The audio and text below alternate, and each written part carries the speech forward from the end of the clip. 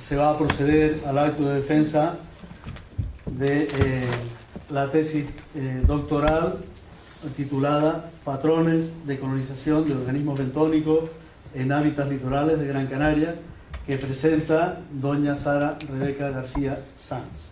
La doctoranda tiene la palabra. Buenos días. A continuación, con el permiso del tribunal, voy a pasar a defender mi tesis titulada Patrones de colonización de organismos bentónicos en hábitats litorales de Gran Canaria. Esta tesis ha sido dirigida por el doctor Fernando Tuya y por Ricardo Arún. La estructuración de esta presentación constará de un capítulo 1, Introducción general, capítulo 2, Complejidad estructural en la colonización. En el capítulo 3 hablaremos sobre las diferencias en la colonización entre el día y la noche a lo largo de un ciclo lunar. En el capítulo 4 hablaremos sobre las diferencias en el reclutamiento estacional de 3 especies de erizo de mar. En el capítulo 5 hablaremos sobre las diferencias en la colonización en gasterópodos prosobranquios. En el capítulo 6 hablaremos sobre las diferencias en la colonización de crustáceos decápodos. Y por último, leeré las conclusiones. Introducción general, capítulo 1. Los procesos de colonización de los organismos marinos tienen importantes efectos sobre las poblaciones adultas. Los diferentes hábitats submareales pueden ser colonizados por organismos procedentes de la columna de agua y por aquellos que migran desde hábitats adyacentes.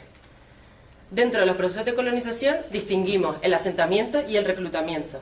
El asentamiento engloba las fases de desarrollo, incluida la dispersión en forma planctónica, la prueba de aceptabilidad del hábitat y el propio asentamiento. Algunos organismos sufren además un proceso de metamorfosis y de desarrollo, que es lo que da lugar a que el organismo sea contado por un observador, que da lugar al reclutamiento.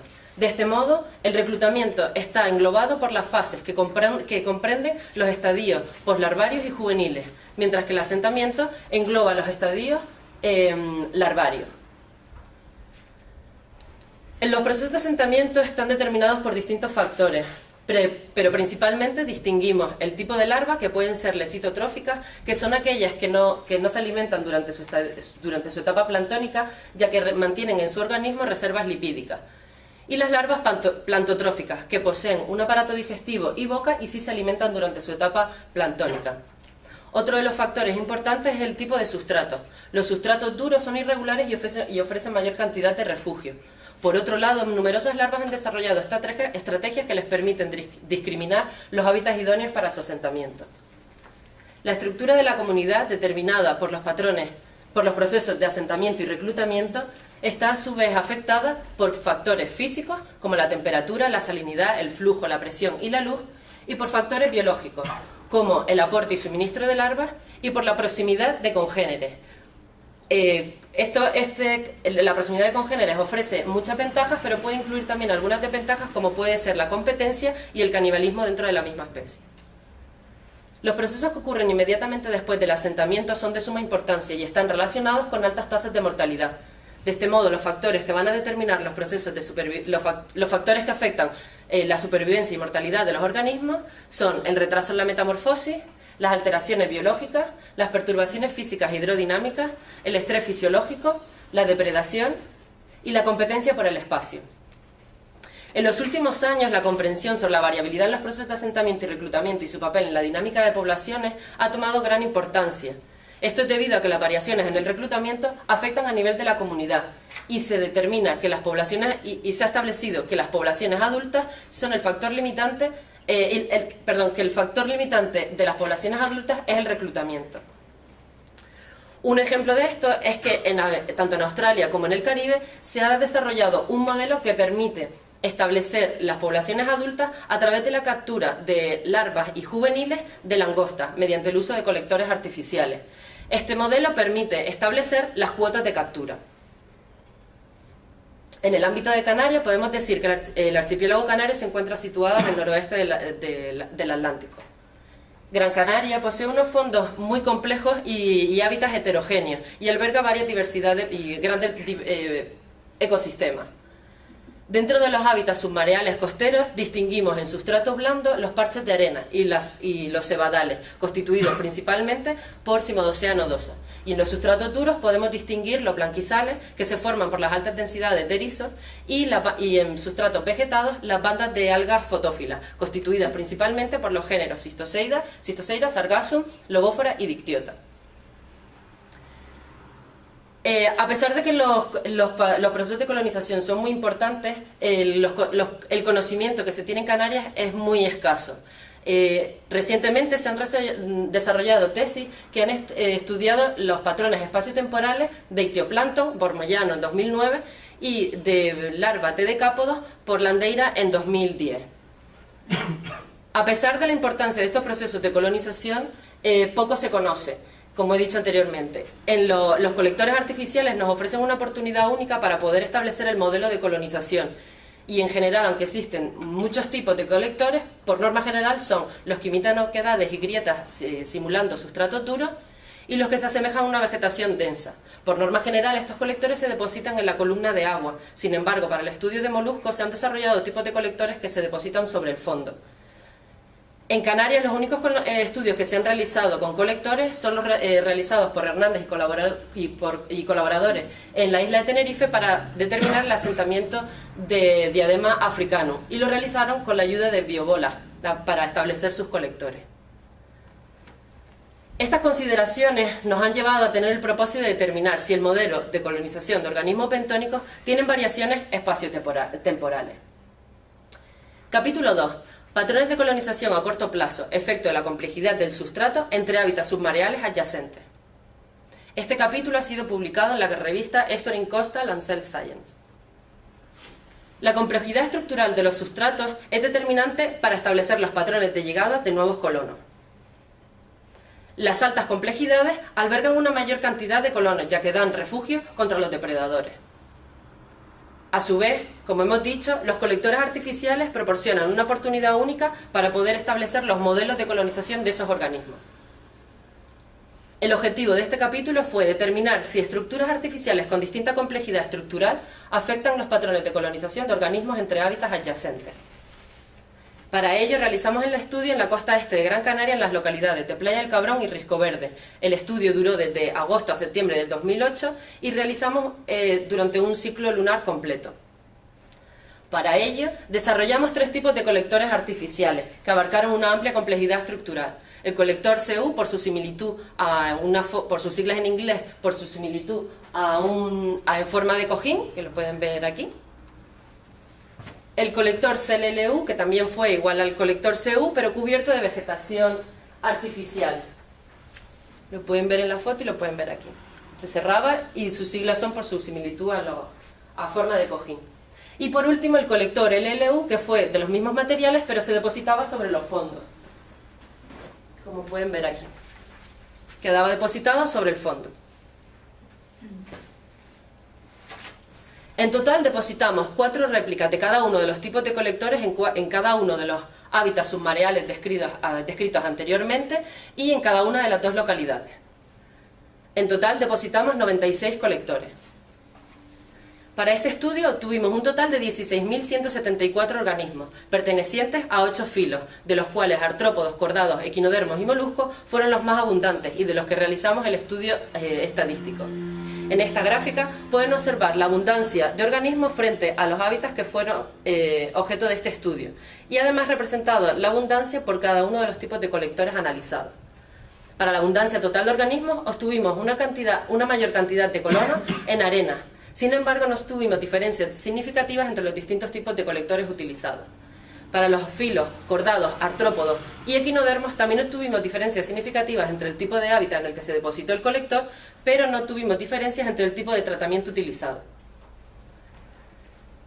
A nivel de la estructura de la comunidad, el análisis multivariante de ordenación muestra que para los centroides que corresponden a los hábitats vegetados, macroalgas y cebadal, representados con triángulos rojos y círculos verdes, se encuentran en la parte superior de la gráfica. Sin embargo, los hábitats desprovistos de vegetación se encuentran en la parte inferior de la gráfica. Si analizamos esta gráfica por el tipo de sustrato utilizado, podemos observar en la parte izquierda que se encuentran los hábitats correspondientes al sustrato blando, arena y cebadal.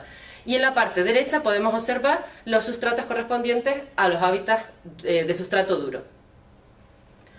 Estos resultados nos muestran que no existen diferencias entre los colectores con distinta complejidad estructural. Sin embargo, sí observamos diferencias entre el tipo de hábitat estudiado, siendo arena el que mayor abundancia capturó.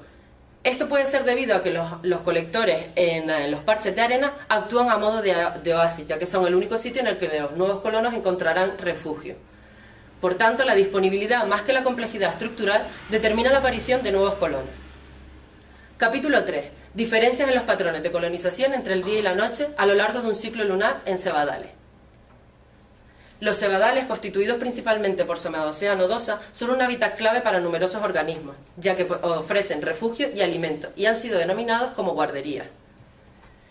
Por otro lado, los procesos de colonización tienen variaciones espaciotemporales. A pequeña escala podemos observar diferencias en los patrones de colonización entre el día y la noche, y además podemos observarlas entre las distintas fases lunares. El objetivo de este capítulo fue determinar si existen diferencias en los patrones de colonización entre el día y la noche a lo largo de un ciclo lunar.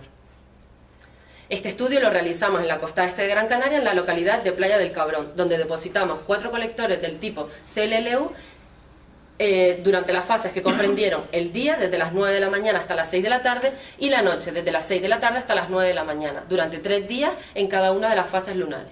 En total depositamos 96 colectores durante el mes de marzo, haciendo un total de 28 inmersiones. Para este estudio obtuvimos 14.340 organismos, pertenecientes a 5 filos, donde artrópodos fue el más abundante, representado principalmente por anfípodos. En esta gráfica podemos observar la abundancia de colonos frente a las fases lunares: luna llena, cuarto menguante, lunar en nueva y cuarto creciente. En las barras negras observamos las abundancias correspondientes a la noche, y las barras amarillas corresponden a las capturas de los colectores durante el día. Para la abundancia total de organismos obtuvimos una mayor abundancia de colonos durante la noche. Con respecto a las fases lunares, para los filos crustáceos y moluscos, que fueron los más abundantes, la luna llena fue la que mayor abundancia de organismos mostró.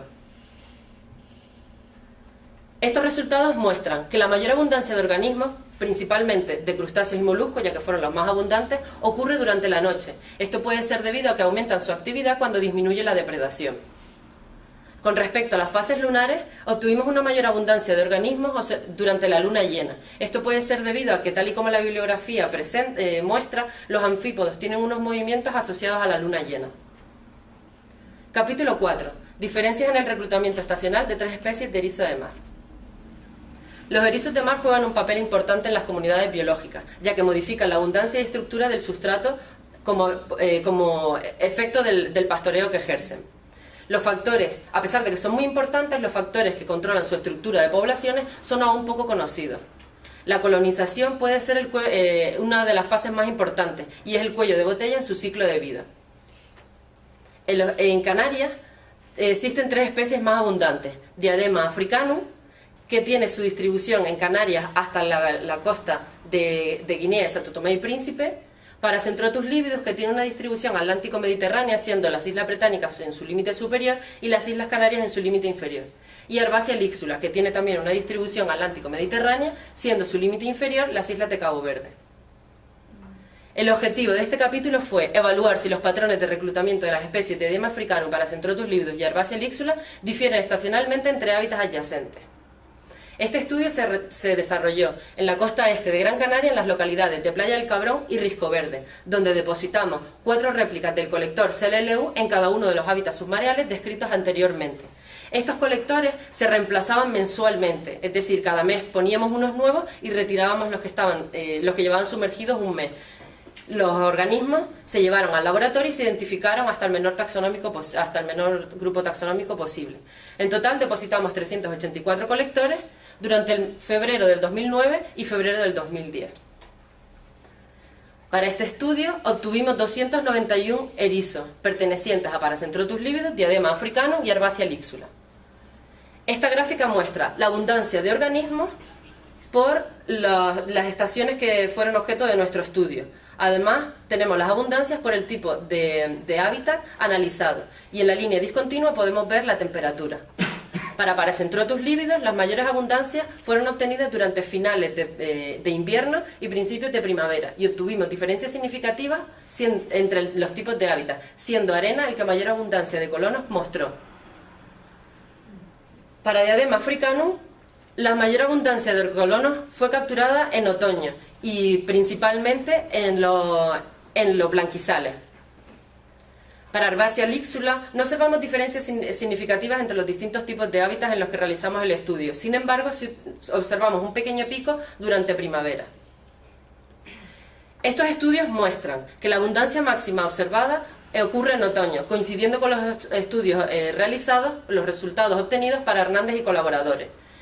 Esto quiere decir que el asentamiento de Diadema africanus ocurre en aguas oligotróficas, coincidiendo cuando existen mayores temperaturas y menor cantidad de nutrientes. Para Paracentrotus lividus y Herbaceo lixula, el reclutamiento ocurre en invierno y primavera. Estos organismos muestran sus máximos de abundancia coincidiendo con aguas eutróficas, es decir, cuando existe una menor temperatura y un máximo de productividad primaria. La consistencia de estas especies puede verse favorecida debido a que no existe un solapamiento durante sus fases de asentamiento. Capítulo 5. Colonización de gasterópodos prosobranquios, patrones estacionales entre hábitats adyacentes.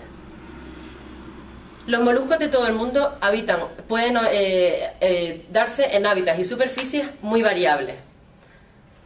Poseen diferentes tipos. La fase larvaria es una de sus etapas más sensibles y en general su reproducción suele ser mediante depositan huevos en una masa sobre la superficie o mediante la liberación de estos huevos a la columna de agua. El objetivo de este capítulo fue evaluar la variabilidad estacional de los patrones de colonización de gasterópodos prosobranquios entre hábitats adyacentes. Este estudio, como comenté en el capítulo 4, se realizó en la costa este de Gran Canaria, en las localidades de Playa del Cabrón y Risco Verde, donde encontramos los 4 hábitats submareales a una misma profundidad y depositamos 4 réplicas del colector CLLU en cada uno de ellos. Para este estudio obtuvimos un total de 8.640 prosobranquios, pertenecientes a 12 grupos taxonómicos, donde Rhizoa y Tricolia pulus canarica fueron los más abundantes. En esta gráfica observamos los 12 grupos taxonómicos analizados, donde representamos la abundancia por la estación anual en la que realizamos el estudio y las diferencias entre los distintos hábitats submareales y también la temperatura. Para los moluscos, 7 de los 12 grupos taxonómicos analizados tuvieron unas mayores abundancias en hábitats provistos de vegetación, concretamente en macroalgas. Con respecto a la estacionalidad, Rhizoa mostró sus máximos de abundancia durante primavera y principios de verano, y Tricolia pulus canaricus durante finales de invierno y principios de primavera. Estos resultados muestran que la colonización está determinada por el hábitat más que por la estación del año en la que realizamos el estudio. Los hábitats vegetados, concretamente macroalgas, mostraron una mayor abundancia de organismos que los hábitats desprovistos de vegetación, lo cual puede ser debido a que estos hábitats ofrecen mayor cantidad de alimentos y refugio. Con respecto a la estacionalidad, Tricolia pulus canarica y Rhizoa tienen sus máximos de abundancia durante primavera, coincidiendo con las temperaturas más bajas. Capítulo 6. Colonización de crustáceos decápodos, de patrones estacionales entre hábitats adyacentes. Los crustáceos poseen un ciclo de vida complejo y sufren una serie de metamorfosis hasta adoptar su forma adulta. Los procesos de colonización permiten la conectividad entre diferentes hábitats submareales debido a los movimientos de las masas de agua y también a la capacidad natatoria que poseen estos organismos. Los patrones de colonización pueden verse influenciados por variaciones anuales. Esto puede ser debido a los propios ciclos reproductivos de los organismos o debido a que los hábitats sufren cambios en la biomasa y en su frondosidad, como podemos ver en esta fotografía. El objetivo de este capítulo fue evaluar la variabilidad estacional de los patrones de colonización de crustáceos decápodos entre hábitats adyacentes. Este estudio se realizó en la costa este de Gran Canaria, en las localidades de Playa del Cabrón y Risco Verde, donde encontramos los 4 hábitats submareales y depositamos los 4 réplicas de los colectores en cada uno de ellos. Para este estudio obtuvimos un total de 3.743 decápodos, pertenecientes a 8 grupos taxonómicos, donde Magidae y Dardanus fueron los que mayores abundancias de colonos mostraron. En esta gráfica observamos nuevamente la abundancia representada frente a las estaciones y por tipo de hábitat analizados por mes. 6 de los 8 grupos taxonómicos analizados mostraron mayor abundancia de colonos en los hábitats provistos de vegetación. Con respecto a la estacionalidad, Dardanus cálidus, Galatea y Grapsidae muestran sus máximos de abundancia durante otoño. Sin embargo, Magidae muestra su máximo de abundancia durante el verano y Santo Pilipes muestra 2 picos de abundancia durante primavera y otoño. Como resultado, podemos observar que la colonización en un hábitat focal, en este caso el colector, depende del hábitat circundante. Los hábitats vegetados ofrecen una mayor abundancia de organismos, ya que poseen mayor cantidad de refugio y alimento. El estudio realizado por Landeira muestra que Calcinus tubularis, Calathea, Grapsidae, Magidae, Pagurus anacoretus y Santo Pilipes poseen una amplia dispersión planctónica a lo largo de todo el archipiélago canario. El encontrar estos organismos en hábitats tan específicos nos muestra que poseen una alta especificidad a la hora de realizar su asentamiento. Con respecto a la estacionalidad, la distribución temporal para Dardanos cálidos, Calathea, Grapsidae, Magidae y Santo Pilipes coinciden con las temperaturas de agua más cálidas, coincidiendo con otoño. Por último, y con el permiso del tribunal, voy a leer las principales conclusiones que ha tenido este trabajo. Los colectores artificiales son herramientas eficaces para estudiar los procesos de colonización en hábitats submareales del paisaje costero. La variación de los patrones de colonización de macrofauna en sustratos artificiales a corto plazo está principalmente afectada por la variación asociada al tipo de hábitat, más que por diferencias en la complejidad estructural de los mismos. La colonización de nuevos hábitats por organismos bentónicos es más intensa durante la noche. Las diferentes fases que comprenden un ciclo lunar afectan a la colonización de organismos bentónicos, siendo la luna llena la fase que mayor intensidad de colonización muestra. Los Paracentrotus lividus y Herbacea lixula muestran un máximo de reclutamiento durante finales de invierno y primavera. Diadema africanum muestra un máximo de reclutamiento durante finales de verano y otoño, especialmente en blanquizales. Debido a que Diadema africanum es el herbívoro más abundante, es plausible que el no solapamiento en los patrones de reclutamiento de estas tres especies facilite la coexistencia de las mismas. El hábitat es un factor más influente en la colonización de gasterópodos prosobranquios que la estación del año, siendo los sustratos provistos de vegetación los que mayor abundancia muestran. Tricolia pulus canarica y Rhizoa mostrarán un patrón de colonización unimodal, con un máximo de abundancia durante invierno e inicio de primavera, y durante primavera e inicio de verano, respectivamente, coincidiendo con el máximo de vitalidad de los hábitats vegetados. La colonización de hábitats artificiales por crustáceos decápodos está afectada por el hábitat, siendo preferente sobre sustratos vegetados. A pesar de que la mayoría de los decápodos tienen una fase larvaria planctónica con amplia dispersión oceánica, la presencia de estos hábitats submareales demuestra una gran especificidad durante su etapa de asentamiento y reclutamiento. Me gustaría mostrarles ahora las contribuciones científicas que hemos tenido con este trabajo. El capítulo 2 fue presentado en el Workshop Planificación y Conservación de Recursos Marinos en La Palma en 2009. Además, fue presentado en el Simposio Ibérico de Biología en Alicante en 2010 y ha sido publicada en la revista Exploring Coastal and Cell Science en 2012. El capítulo 3 será presentado en el Congreso de Anfípodos que tendrá lugar en septiembre en Polonia. Y tenemos un artículo en preparación porque estamos pendientes de terminar las identificaciones de los anfípodos, ya que ahora tenemos una persona especialista en el laboratorio que nos está ayudando con esto. El capítulo 4 fue presentado en el Congreso Europeo de Equinodermos en Alemania en 2011 y ha sido enviado a la revista Mediterranean Marine Science. El capítulo 5 ha sido enviado a la revista American Malacological Bulletin y el capítulo 6 estamos pendientes de unas revisiones de colegas especialistas de cápodos para ser enviado. Por último, me gustaría agradecer al Cabildo de Gran Canaria la beca que me ha sido concedida y me ha permitido durante estos 4 años realizar mi tesis, y más ahora que nunca hay que reivindicar estas becas que dan la posibilidad de realizar estudios. Y me gustaría agradecer, como no, a mi director por la ayuda prestada durante estos 4 años, Fernando Tuya, y a todas esas personas que me han ayudado tanto en los muestreos como en apoyándome cada día que lo necesitaba. Muchas gracias a todos. Muy bien.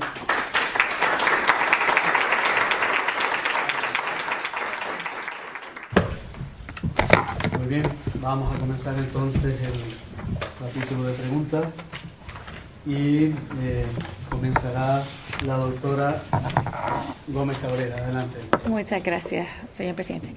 Bueno, pues a mí me toca empezar y me toca, como siempre, empezar con las felicitaciones, que es lo bueno, ¿no?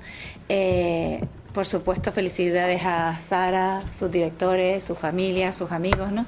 Siempre leer una tesis es una cosa, es algo de satisfacción personal, aunque te quiero decir que no pienses que es el final, es el principio, es el principio. No te pongas a pensar que con esto se acaba todo, no se acaba todo. Ya algunos que están por aquí ya lo saben también, ¿no? Bueno, después también me acuerdo cuando llegó tu tesis a mis manos me acordé de cuando te conocí hace 12, 13 años, en primero de carrera, con la zoología, luego con los acuarios, y ya se te veía que a ti lo tuyo era lo de los bichitos, que las plantas sí, pero bueno, más bien los bichitos, ¿no? Y ya entrando, o sea, dejando ya la nostalgia, que evidentemente te he visto crecer como persona y como investigadora en estos años, ¿no? Vamos a entrar un poquito a lo que es tu trabajo, ¿no? Bueno, en primer lugar, impecable la presentación del trabajo y la exposición también, ¿no? Hay que agradecer a todos los que te han ayudado a hacerlo. Efectivamente es un trabajo muy cuidado, muy didáctico, con claves de colores, con las tablas también en los mismos colores, o sea que está muy bien la presentación. Y también la presentación oral, que incluso, como siempre pasa, la presentación oral, como son 2 meses después, te da tiempo a darte cuenta de las pifias, no pifias, o las cosas que no dejaste muy claras en el manuscrito, y las pules, ¿no? Y así yo me he dado cuenta también de que has comentado las cosas de distinta manera que como lo decías en el manuscrito, ¿no? Bien, ¿qué más? Bueno, he aprendido muchísimas cosas, porque como todos sabéis, yo me dedico a la fase planctónica, o sea que yo cuando las larvas se asientan, no sé qué pasa con ellas, ¿no? Entonces me hizo mucha gracia el término de larva desesperada, que yo eso no lo sabía, ¿no? La larva desesperada. Ya cuando la próxima vez que la vea en el microscopio diré, ¿será esta una desesperada en su momento o no, no? ¿Qué más? Bueno, la estructura de los capítulos sigue una secuenciación correcta, a pesar de que tampoco has trabajado así. Es decir, me refiero, el capítulo 1, o sea, el capítulo 2 es lo primero que hiciste, pero el capítulo 3 es lo último que has hecho. O sea, que lo has estructurado después de otra, porque las cosas son así, uno empieza a trabajar y va haciendo cosas y luego es al final cuando te das cuenta el orden en el que deberías de colocarlo, o sea que... La verdad es que la tesis, gracias a Fernando, ha estado estructurada siempre desde el principio. Okay. Lo que pasa es que el estudio anual llevaba solo fabricaba colectores y buceaba, no me daba tiempo a analizar nada, y luego he tenido 1 año y medio en el que ha sido solo identificación. Entonces preferimos darle prioridad a ese estudio porque no sabíamos el tiempo que iba a llevarnos, y luego si teníamos tiempo ampliar con cosas, que las variaciones entre el día y la noche es algo que teníamos muchas ganas de hacer, pero dimos prioridad a lo otro porque es lo que más tiempo llevaba, y así fue, porque durante 1 año solo me daba tiempo a fabricar colectores y bucear, no me dio tiempo a analizar nada, entonces por eso se realizó después, pero el orden era ese, ya estaba estructurado. Okay. Lo que pasa es que dimos prioridad primero al estudio anual por si acaso me demoraba más en la identificación. No, de todas maneras, sorprendente que lo del capítulo del día y la noche lo has hecho en marzo, hace apenas nada, y esto tuviste que entregarlo hace mes y medio, o sea que caliente está esa parte, ¿no? Que es un trabajo porque tienes muchísimas larvas que identificar, ¿no? Bien. Bueno, por supuesto también te felicito, ya tienes un artículo publicado, un par de ellos enviados, o sea que eso es lo que uno quiere ahora con las nuevas tendencias. Además, antes se leía la tesis y luego venía el trabajo de venga a publicar todo aquello, ¿no? Ahora ya hay que llevar las cosas un poco adelantadas, y yo creo que el hecho de escribir la tesis ya en inglés pues te ayuda, ¿no? Y eso es bueno y malo, y te voy a decir por qué lo del malo, no, malo entre comillas, porque seguro que las 50 páginas en español fueron las que más te costaron. Sin ninguna duda. Es que al final resulta que lo escribes en inglés y las 50 páginas del principio son las más complicadas. Y se te nota, por ejemplo, porque llega un momento que ya ni hablas bien español. ¿Sabes? Me refiero, aquello con el adjetivo por delante está como un medio inglés. Y algunos términos, como la larva desesperada, es que en español... Sí, no sabes cómo decirlo. Entonces, efectivamente, esa parte del principio, ¿no? Que se ve que, bueno, ahí ya te tengo un par de cositas que comentar, cuando estemos fuera, ¿no?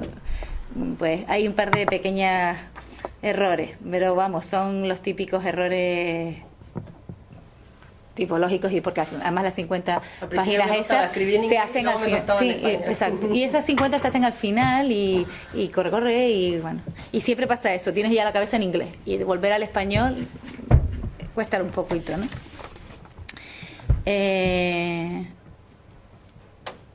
Bien. Bueno, me sorprendió también ese resultado del capítulo 2, donde efectivamente la conclusión es que no hay diferencia en el tipo de colector, pero sí en el tipo de hábitat, ¿no? Entonces, uno esperaría pensar, o yo desde fuera, que no tengo ni idea, que los que tienen plantitas o simulan plantitas serían más atractivos para una larva que el otro que no tiene pinta de nada, ¿no? Sin embargo, efectivamente, que por cierto también toda la parte estadística de la tesis es muy buena, ¿no? La estadística manda y efectivamente no hay diferencia, ¿no? Sin embargo, tú después has cogido el del sobrecito, el del cojín con pelito, para decirlo así, y no me explicas por qué has elegido ese en lugar de los otros, porque en los siguientes muestreos, o sea, tú pruebaste los tres, has visto que los tres son iguales y sin embargo eliges uno. ¿Por qué? Sinceramente es porque se mimetizaba más en el hábitat y aunque no lo he comentado en la presentación, sufrimos muchos robos y pérdidas. Y de hecho no pudimos mirar diferencias entre la localidad, tan solo pudimos en el hábitat porque sufríamos muchísimos robos y pérdidas. Entonces necesitaba un colector que de algún modo se mimetizase un poco más, porque son zonas donde hay muchos buceadores y algunos decían, me he encontrado esto de basura, y lo sacaban, y yo, por favor, ¿no? Entonces estuve hablando con todos los centros de buceo que por favor que me los cuidasen y demás, pero aún así tuvimos muchas pérdidas. Entonces era una manera de mimetizarlos un poco más. Pero también el plano, otro, por ejemplo, el plano. El plano, por ejemplo, mostraba más dificultad a la hora de recogerlo. A mí, personalmente. Entonces, como ya no había diferencias significativas entre los distintos, pues digo, coger uno que me sea el más pues yo, eso el plano, lo deberías haber puesto. Enrollarlo y demás. Deberías haber puesto. Sin embargo, para nuestro propósito, por lo que fuera, por comodidad o lo que sea, hemos elegido este. Porque uno dice, bueno, si son iguales, ¿por qué? ¿No? Entonces, yo hubiera puesto tus razones, porque son más cómodos, porque son más fáciles. Por cierto, tampoco en el capítulo 2 no dices cómo lo pones. Sin embargo, luego en el capítulo 3 me lo cuentas. Entonces yo era, ¿y cómo lo pones? ¿Cómo lo pones? Hasta, o sea, es que eso hay. Y además luego incluso refieres más adelante, dice, en el capítulo 3 dice, se fijaron según se especifica en García Sanz, Etol, no sé qué, de 2012. Entonces, yo no sé si el capítulo 2 que tienes en la tesis es exactamente igual que exactamente el igual. Pero entonces no lo describiste. Los artículos no lo describiste. Acorta, pues, y al final se te queda muy... Ya, pero deberías describirlo como se pone, porque luego cuando tú escribes los otros, refieres a ese. Sí. Entonces, intenta al siguiente describirlo bien, porque si no se te va a quedar el vacío científico ahí de que... Imagínate, alguien en cualquier otro punto del mundo que lo quiera hacer igual, no tiene ni, te va a tener que llamar Sara, ¿cómo lo pusiste? ¿No? Bueno, los colectores se fijaron al sustrato duro mediante bridas y a sustrato blando mediante piquetas de 50 centímetros. O sea que te verías con un martillo. Con martillo, con 16 colectores, con el equipo de buceo, con las piquetas, con las bridas, con la bolsa. ¿Y luego quitarlos, cortar?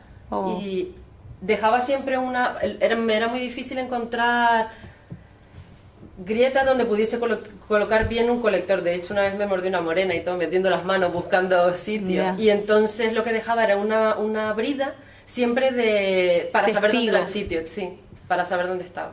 Las piquetas daba igual, porque las colocaba en arena o en blanquizales y bien, pero con la brida sí era difícil encontrar, sobre todo que hubiese una distancia entre los distintos tipos de colectores. Siempre mantenía una distancia entre 3 y 7 metros, que es lo que establece la bibliografía, y buscar esa distancia con una grieta adecuada para poder poner la brida y demás, pues era un poco complicado, pero se consigue. Bueno, y con respecto a que efectivamente te lo quitan, es lógico, te lo quitan, pero nosotros lo que hemos ya terminado haciendo es poner una etiquetita, material de la Universidad de Las Palmas, por favor, no remover. Tenía etiqueta. Se lo llevan igual, pero ahí van, ¿no? A ver, otra pregunta, que también es porque, claro, a lo mejor pregunto mucho, pero porque como estoy en otra historia, pues a lo mejor la curiosidad me mata, ¿no? Y a lo mejor es algo que todo el mundo debiera saber, ¿no? Yo me pregunto, por ejemplo, en ese capítulo tú miraste si había diferencia entre los distintos colectores y entre los distintos hábitats. pero ¿miraste si había reclutamiento o si había diferencia entre el colector y el área, o sea, en la zona sin colector? No. Y yo creo que eso debería de hacerse también, porque así sabes cuánto capacidad de atracción tiene el colector, ¿no? Entonces, pues, próximos buceos o algo así, o más cortos o tal, pero yo creo que deberías de hacer para ya definir exactamente la capacidad de atracción del colector y luego pues hacerle la estadística. Porque, por ejemplo, tú dices, ya está claro que cuando tú pusiste en mitad de la arena un colector de esto, te sirvió de oasis, que es lo que todo el mundo piensa, está claro, si las larvas desesperadas buscan, no hay dónde meterse, pues allá que ven un algo, ¿no? O sea que eso deberías de mirarlo con el medio natural, ¿no? Bueno, esto otra cosa que me vio, ¿no? En las tablas, bueno, de la página 90 y en adelante, en todas en general, ¿no? Cada vez que hablas de los grupos que has observado, los ordenas por orden alfabético. Bien. Y a mí, yo no sé, pero como zoóloga me golpea, porque yo tendería a ordenarlos por filogenética. Entonces, yo no podría por artrópodos los primeros, yo podría nidarios los primeros o poríferos los primeros que artrópodos y tal, ¿no? Entonces, yo no sé tampoco en las revistas donde publicas si te van a decir algo o no, pero como hay algún zoólogo te va a decir. En algunas nos lo comentaron y fue por eso por lo que decidimos modificarlo, de establecer un orden más claro, más claro depende para lo que se dedique cada uno. Sí, bueno. Y por eso lo modificamos. Pero sí tiene la lógica. Bueno, ya esto pues es un poco mi opinión y dependerá también de los editores de las revistas, ¿no?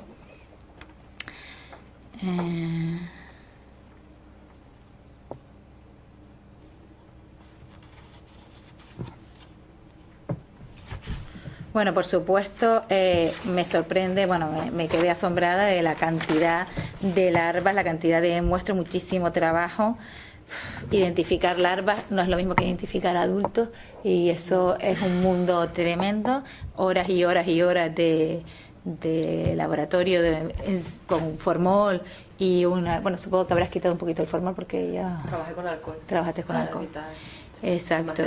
Demasiados años con formol y demasiadas horas allí, la vista se resiente y además el formol pues es cancerígeno, ¿no?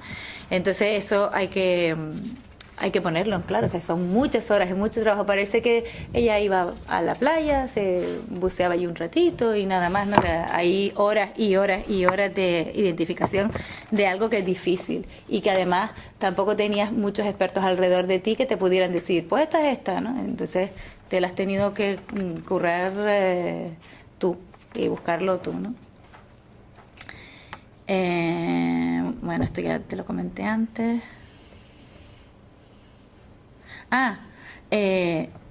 Luego también me hizo me dio la curiosidad, digo, por ejemplo, tú hablas de 900 y pico individuos por total o no sé cuántos, depende de los capítulos, ¿no?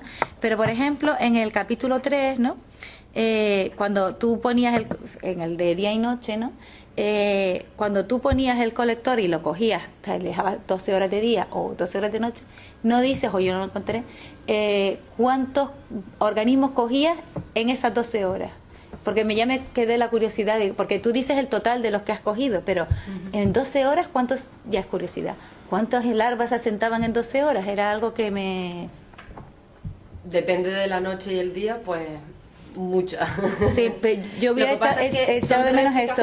Lo que pasa es que no puedo dar un dato de un día porque necesito replicar, porque ese día puede estar influenciado por no, pero una tabla que pones una media y pones una tabla completa cuando digas pues con las medias y entonces tú te haces la idea de caramba, pues mira, 200 y pico o 30 y tantos, ¿no?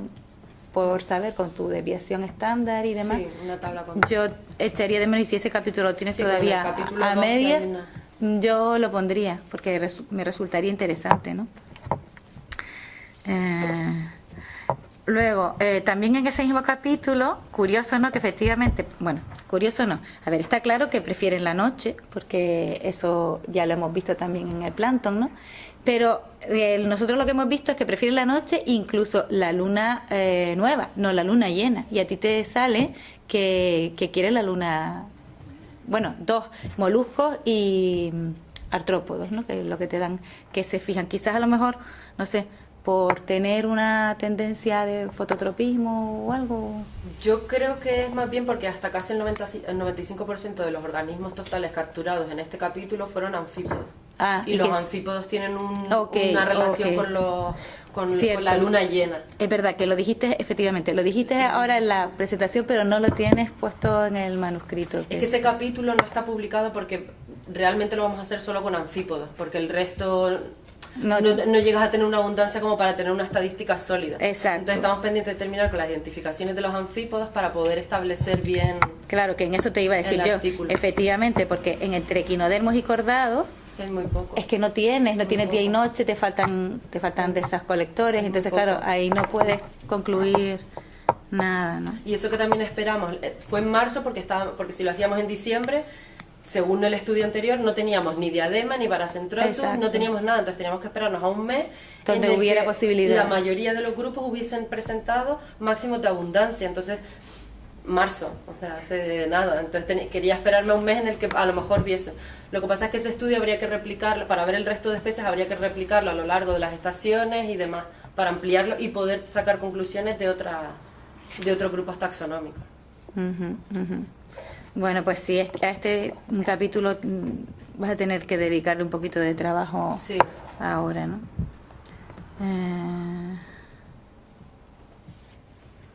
Ya está. También me llamó otra cosa la atención en lo de la metodología, ¿no? Tú hablas en todas las metodologías que cuando sacas el colector lo lavas con agua dulce en lugar de con agua salada. ¿Y por qué lo lavas con agua dulce? Porque en la facultad no tenemos medios y nos queda un poco lejos del agua. Al principio lo hacía, una garrafita. Al principio lo hacía con garrafa.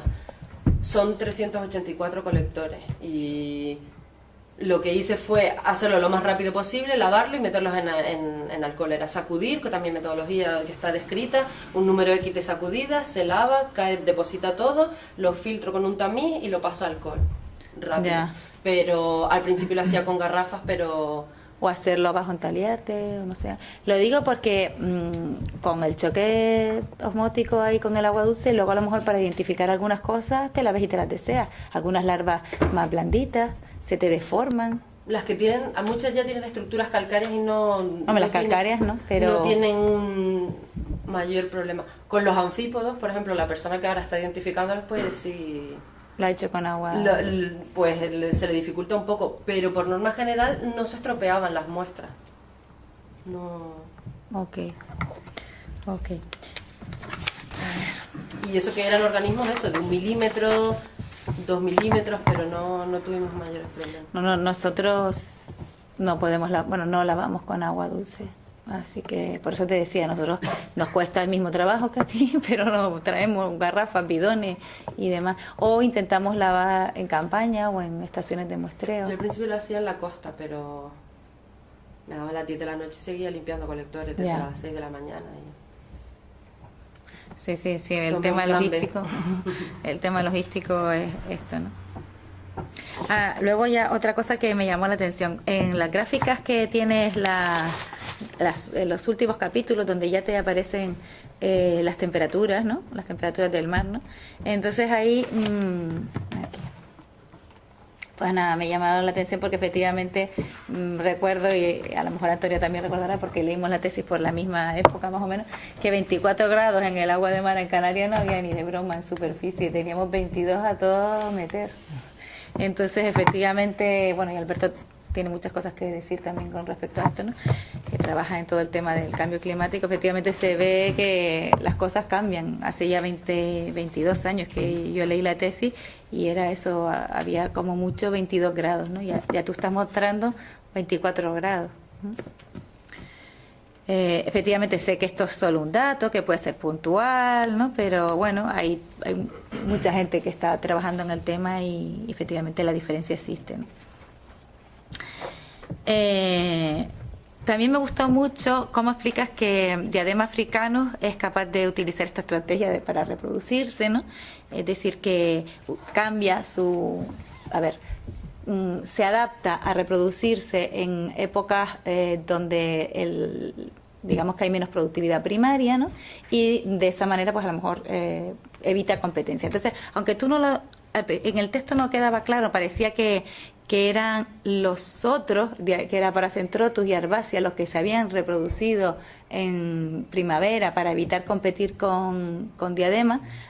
Es que la verdad que tampoco puedes saber si a lo mejor es Diadema la que se adaptó y por eso es la más... En función del límite de distribución que tienen, por ejemplo, Paracentrotus lividus, se asienta aquí coincidiendo con la temperatura en la que se asienta en el Mediterráneo. Entonces yo creo que simplemente es que favorece el hecho de que no se solapen, favorece más que de un proceso de adaptación de una especie a otra, sino que el hecho de no solaparse no les crea una competencia. Ok. Perfecto.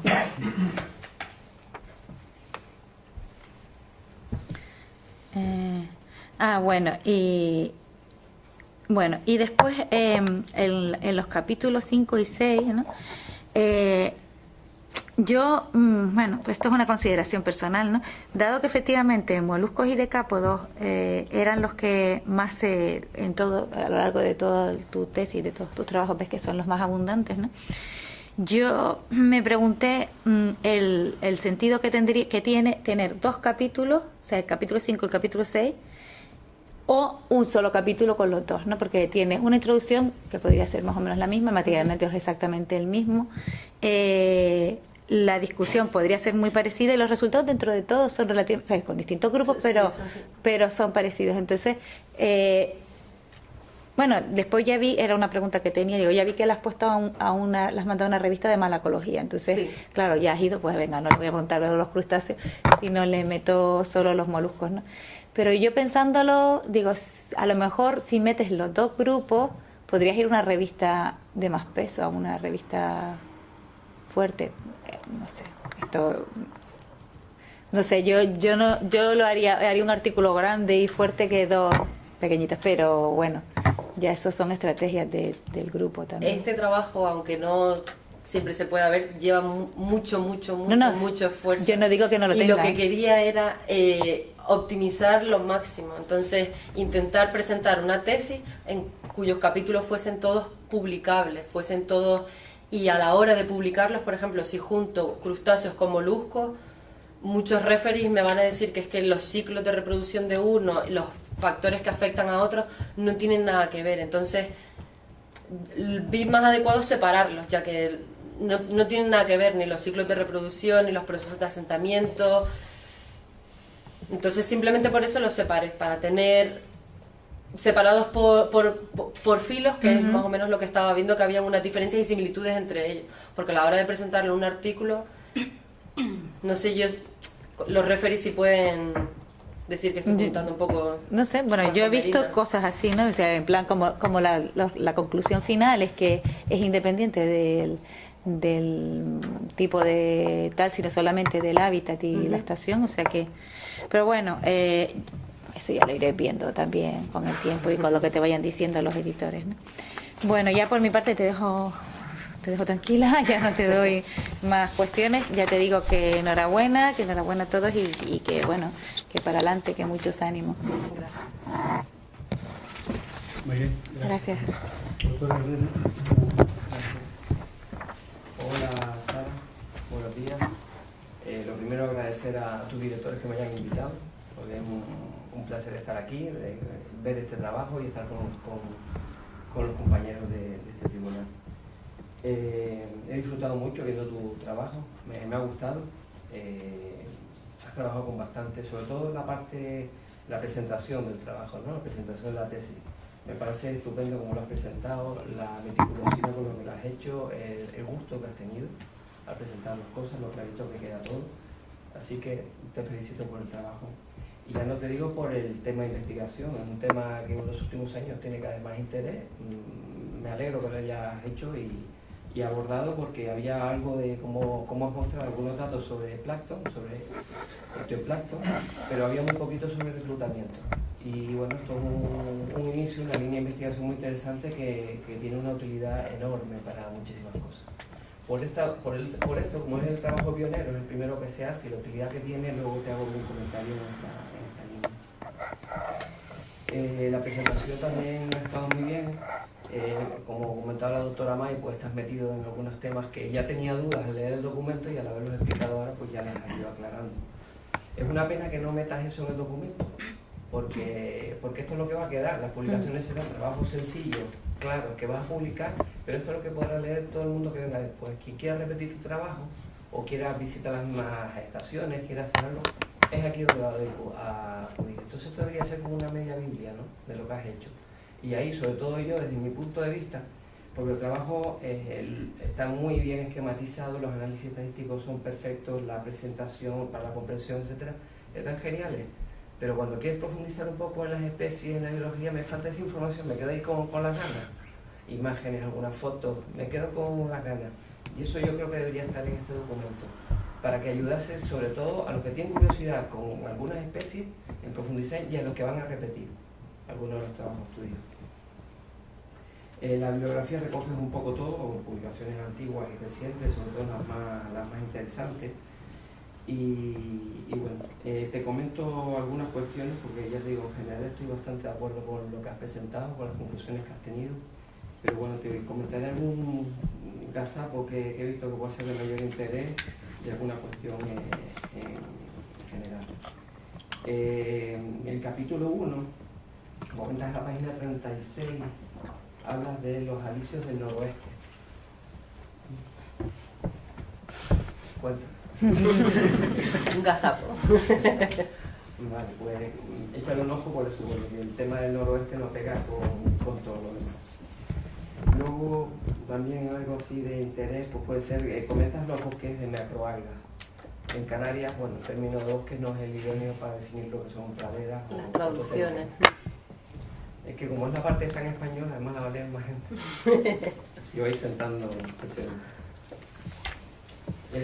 luego respecto a, en el capítulo 2, que es donde entras ya a saco ya con las especies, me gustaría ver un poco el tema de la identificación. Me parece un trabajo inmenso, impresionante, identificar estas especies, sobre todo tan pequeñas, son tan difíciles, pero no veo en qué documentos, en qué te has basado para la identificación. Claves.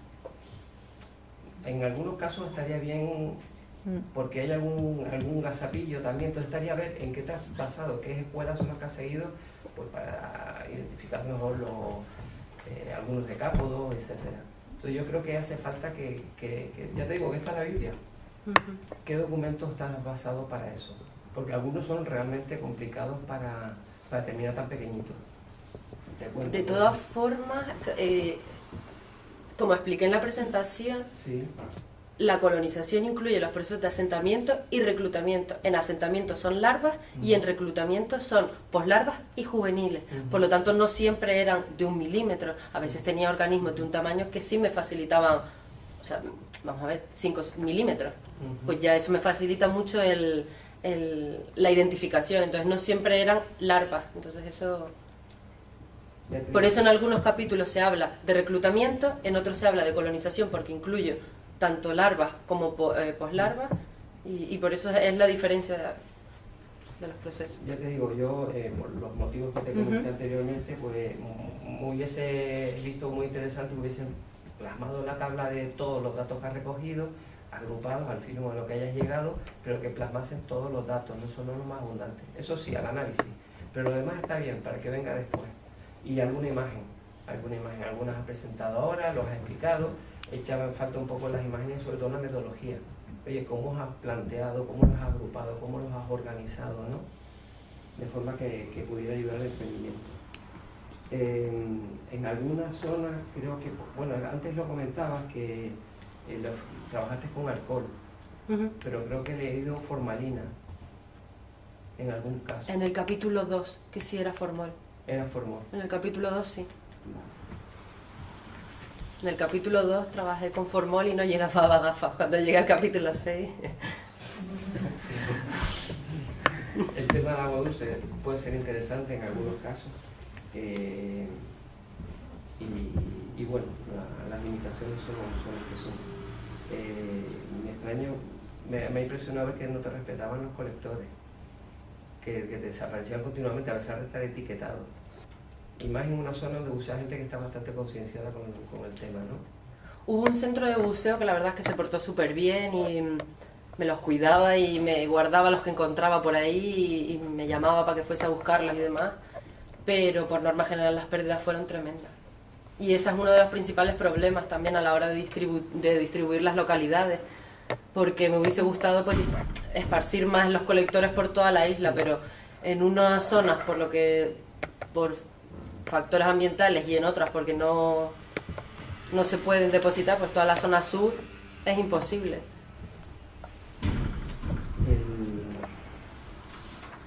Pues lo que te comentaba, respecto a la tabla, eso sí me hubiese sido de interés y bastante, y sobre todo alguna, si hubiese tenido la posibilidad de las fotografías.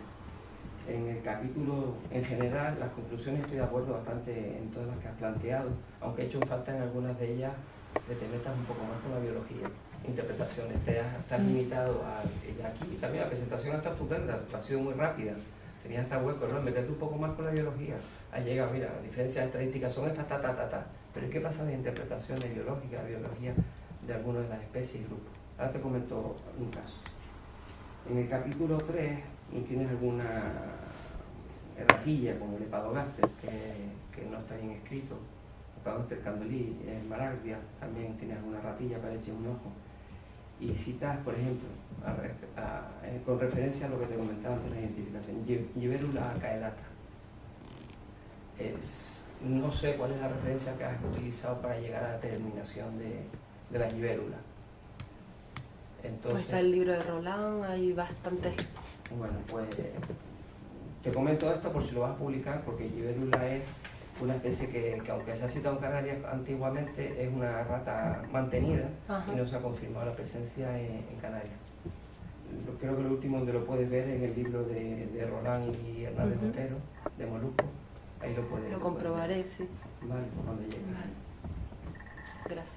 Luego, respecto al tema del capítulo 4, respecto a Paracentrotus y la arena, al reclutamiento de los equinodermos, comentas que hay un segundo pico de Arbacia y de Paracentrotus que aprovechan un segundo pico, ¿no? Yo no lo termino de interpretar así, tengo mi duda, porque si te fijas en los gráficos, en Arbacia, ves que empieza a reclutar en enero, empiezas a ver en enero y continúa hasta mayo en el caso de Arbacia, ves que diadema sí no se superpone. Pero para Paracentrotus tiene unos pequeños datitos, unos pequeños ericitos que han encontrado en septiembre-octubre, que no coinciden con los de Arbacia. Tú en el texto los comentas junto con los de Arbacia, pero para mí no, para mí estos están aprovechando el pequeño pico de productividad del otoño. Esa es la estrategia de Paracentrotus. Existen varios artículos en los que no terminan de ponerse de acuerdo si Paracentrotus tiene 2 picos de reclutamiento o tiene 1. Y siguen ahí como que si sí, como si no, pero ninguno llega a tener ¿Puedo sí, decir claro. algo a esto, al respecto?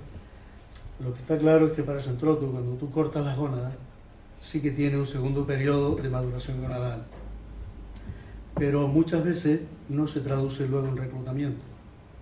Tú encuentras un pequeño reclutamiento y es probable que es porque sea en Gran Canaria. Por ejemplo, en Tenerife no aparece ese segundo, aparece la maduración gonadal, pero no el segundo reclutamiento de otoño, o hasta ahora nunca se ha visto. Es probable que aquí el rebote de productividad que se produce como consecuencia de la liberación de nutrientes que ocurre por el zooplancton y demás en ese periodo, sí, que a lo mejor favorezca sí, que algunos y te da un pequeño reclutamiento a en nivel esa época, estadístico que en Europa sí que existe. Sí, en Europa sí.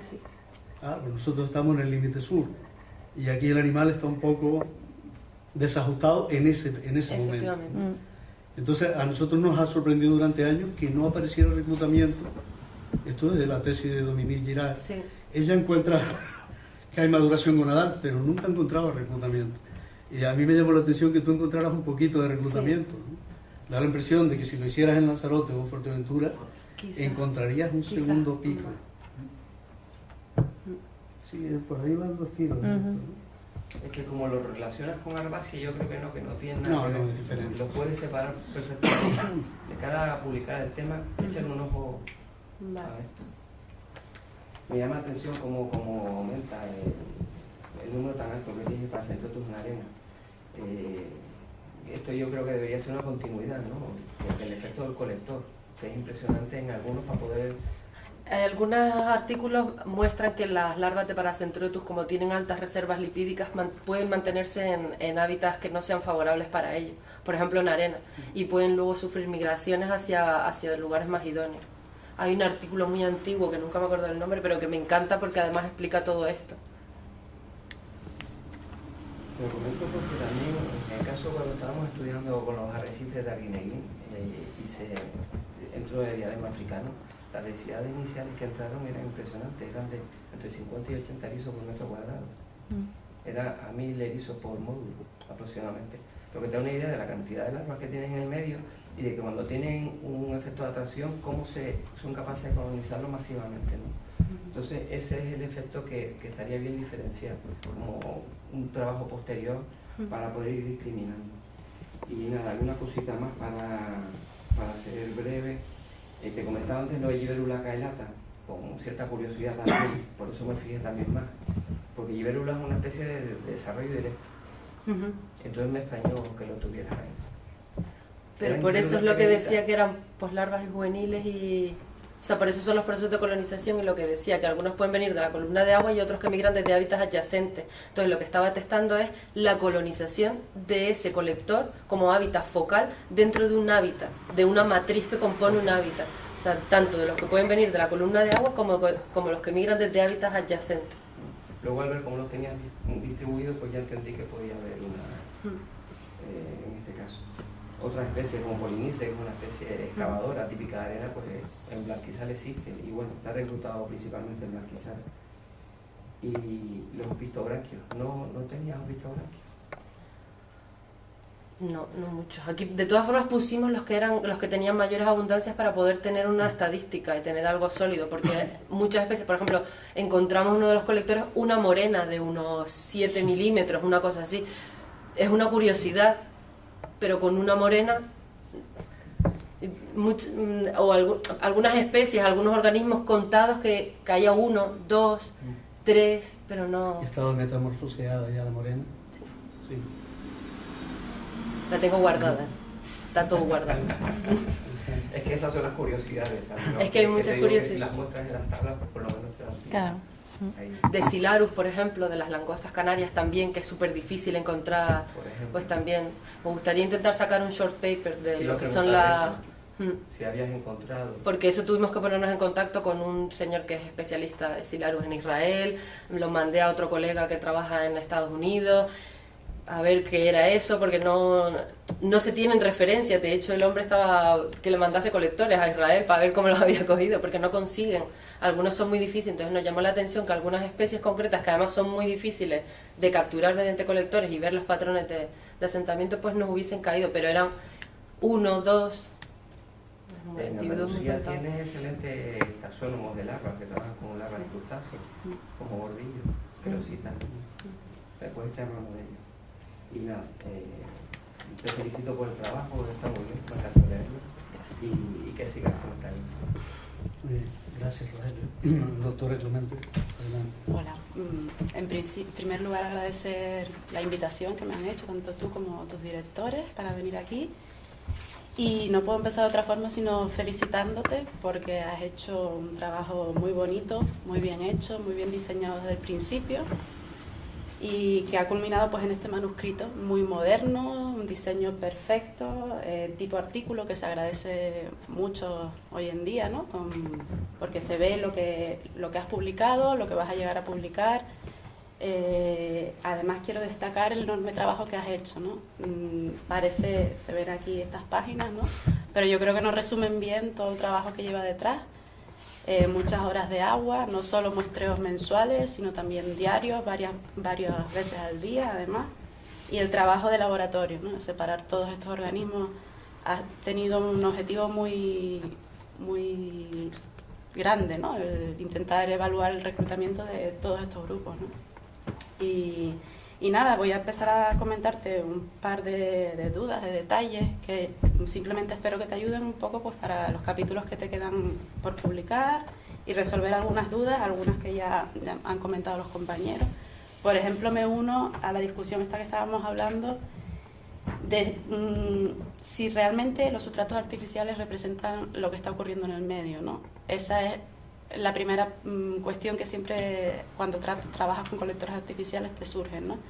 Y como ya, justo que tenías un primer artículo metodológico evaluando tipos de colectores, yo también eché de menos a lo mejor intentar aprovechar ese capítulo metodológico para, de alguna forma, como han hecho otros autores, como Ereu en 2004 en Marine Biology, intentar buscar una referencia al medio, a lo mejor coger algunos talos de algas, donde tú también controles el volumen, y ver si el reclutamiento es similar, si no encuentras diferencias, no sé qué opinas tú.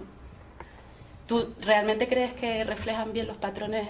Yo creo que sí, sin ninguna duda. Yo no lo dudo tampoco, porque de hecho hay modelos que ya predicen. En Australia, por ejemplo, llevan 50 años trabajando con un modelo y en base a las capturas que tienen los colectores determinan las capturas futuras de organismos adultos. Entonces, y además no solo con langostas sino con otras especies ya están trabajando con colectores y hay modelos súper claros que te dicen exactamente el tamaño de la población adulta. Entonces, desde mi punto de vista creo que sí, que funcionan muy bien. Además, cabría esperar, dependiendo del tipo de larvas, que hayan algunas pues que son más específicas y seleccionan el hábitat, otras que son pues que no son selectivas y que se depositan en cualquier tipo de hábitat y son los procesos de posasentamiento los que van a determinar su supervivencia o no. Pues todas estas cosas yo creo que colocando los colectores en estos hábitats, porque por ejemplo el colector también le está dando refugio, por lo tanto una larva que caiga en blanquizal que no va a proliferar, al caer en el colector sí encuentra ese refugio que lo va a proteger de depredadores, por lo tanto sí nos puede indicar que existe un asentamiento aleatorio, por así decirlo. Sin embargo, si hiciese un barrido solo de lo que son los hábitats específicos, solamente me quedarían los que han sobrevivido. Lo veo más o menos así, por lo tanto de este modo, porque normalmente cuando tienes una especie que es propia de un hábitat, se buscan sus reclutas en ese hábitat, pero ¿qué pasa? Por ejemplo, Paracentrotus nadie se hubiese puesto a buscar Paracentrotus en arena, sin embargo las mayores abundancias caen ahí. Sí, algo tiene que indicar, aparte de que pueda atraer, de todas formas yo creo que también atraen a organismos que tienen una capacidad natatoria mayor. Aquellos que después de lo que es la metamorfosis no tienen capacidad natatoria, no creo que se vayan a desplazar 10 metros para ir teniendo 1 milímetro para ir a buscar un colector. No, está claro que yo dudo que tienen una gran utilidad, pero quizás eso, a lo mejor en ese capítulo, y de hecho hubiese dado pie a que discutieras todo este tipo de cosas si te hubiesen salido diferencias, ¿no? O sea, que hubiese estado muy bien, pero bueno, simplemente un comentario. También con los años yo creo claro, porque este capítulo, para que esté publicado en 2012, pues estuvimos mandándolo desde un año antes, entonces todo el conocimiento y demás también va a evolucionar. Por supuesto, de eso se trata, ¿no? Después veo que en algunos capítulos, como en el capítulo 3, donde tratas lo del día y la noche, y en los de los prosogranquios, colectaste algunos individuos adultos. No sé si fueron incluidos en los análisis. No, los adultos vale, no. Porque tampoco lo especificabas, entonces me quedaba esa duda. No. En el caso de los erizos también colectaste adultos, porque vale, porque eso nos pasaba a veces cuando utilizábamos también colectores tipo césped artificiales pegados al sustrato, que nos venían un montón de adultos vale, entonces estamos hablando de asentamiento, de reclutamiento. Vale. Ahora unas cuantas duditas sobre los análisis de los datos, ¿no? Cosas que a lo mejor yo hubiese hecho de diferente manera y bueno, que a lo mejor te sirven para mejorar. En el capítulo 2 me ha gustado mucho el análisis de los datos. Creo que a lo mejor se ve una diferencia entre ese capítulo y el resto, quizás porque ha pasado por la revisión de los referees, ¿no? Considero que la ANCOVA es el análisis que tienes que hacer.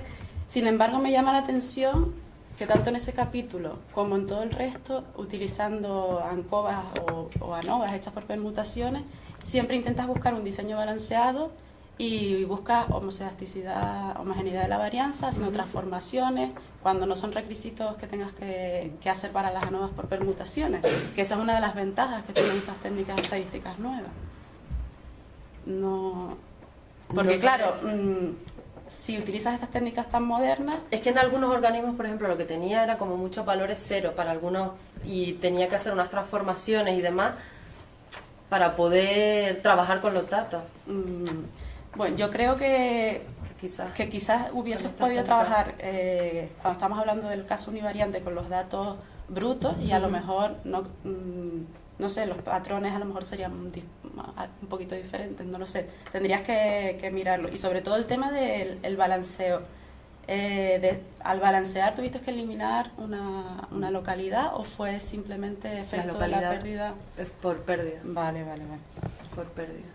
Y después en este capítulo también, en el 2, en el caso de los análisis multivariantes, en cambio, aquí no especificas si hiciste transformaciones, que por ejemplo en el caso de multivariantes sí que son necesarias. Sí se hizo. ¿Vale? Sí se hizo. Vale, pues esos también son detallitos que quizás deberías poner, igual que la medida de distancia que utilizaste para hacer la permanova, no sé si te acuerdas. No me acuerdo. Vale. Del capítulo 2. Yo te recomiendo que esos detallitos los pongas porque... Del capítulo bueno, 2, distancias euclidianas creo que fueron. Claro, por eso Del te digo, capítulo por ejemplo, me dio la impresión de que te referías a que era el mismo diseño que las univariantes. Y en la permanova, en el análisis de comunidades, te recomendaría que utilizaras Bray-Curtis, sobre todo cuando trabajas con comunidades. Es que no me acuerdo ahora exactamente en cuál fue, pero utilizamos, creo que fue en el capítulo 2, distancias euclidianas. Vale. Y creo... No, es que no no me acuerdo exactamente. Bueno, nada, después lo podemos mirar si quieres. Pero sí utilizamos para uno euclidianas y otra Bray-Curtis.